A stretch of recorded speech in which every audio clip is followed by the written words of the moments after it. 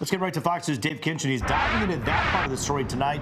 And Dave, many people who work on the rank and file say electric vehicles aren't always good news for them.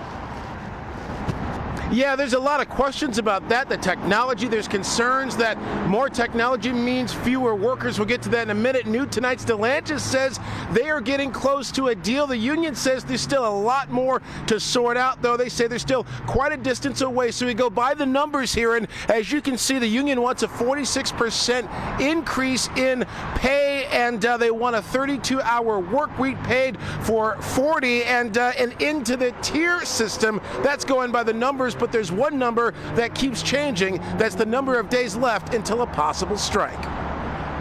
Just over 3 days to go, and Stellantis says they've made progress with the UAW over the weekend. They posted an executive statement on the website StellantisNegotiations2023.com stating subcommittees for the union and automaker have reached tentative agreements in several areas like health and safety. But UAW leadership says they're still far apart on the money. Things are moving, but they're moving very slow. The union wants a 46% wage increase with pay tiers scrapped. Stellantis previously went up to 14.5% in a proposed deal. Ford offered up a 15% combined increase, and GM went to 10% with inflation bonuses mixed in. The union rejected counteroffers from all three Detroit automakers in recent days. I think publicly, there may be things happening behind the scenes in the negotiation room that's not being shared with the public. Alan Amici is the president and CEO of the Center for Automotive Research. He says while talks go down to the wire,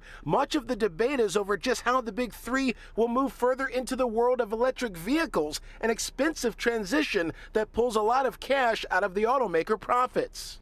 The engineering teams are shifting from engine and transmission development into batteries, battery monitor systems, battery cell technology. So it's a big shift for these companies. He walked us through some of the pricey basics. When you move to an EV, you're going from a very complex 8 and 10-speed transmission to a 1 or 2-speed transmission. So much simpler component, much lighter, fewer moving parts, much less complex, more reliable.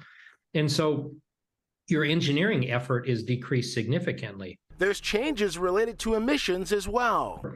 When you move from an EV, you no longer have any of that type of compliance. So all of your overhead for emissions and regulatory affairs related to emissions go away.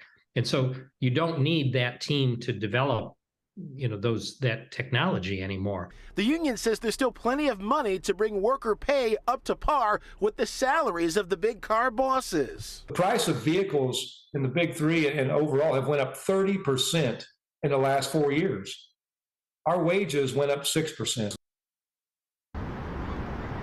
Now, as it relates to the EVs, analysts say this isn't a 2-year investment. They're talking about investments that go into like 10 years. That type of long-term investment to create the capacity for more EV manufacturing. And also the union is really working, many analysts say, to try to figure out how that work in EV creation can be done in-house to save more jobs so it's not farmed out and outsourced where you'd lose jobs in that case. We're live tonight outside of the Stellantis plant at Sterling Heights. Dave Kinchin, Fox 2 News.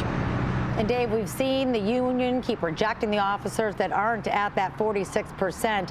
Are you hearing a number perhaps, or what kind of number that they need to bring to the table for the UAW to entertain an offer or contract?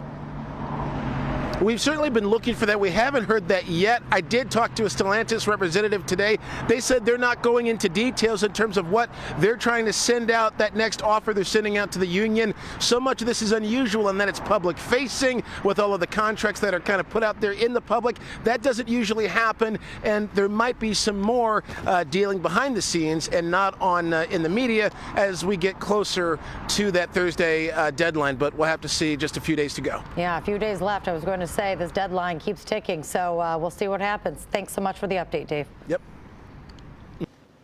And you can see it as that clock keeps ticking. Be sure to stay with Fox 2. We will bring you the latest developments on the story that could impact the entire auto industry, both on air and on fox2detroit.com.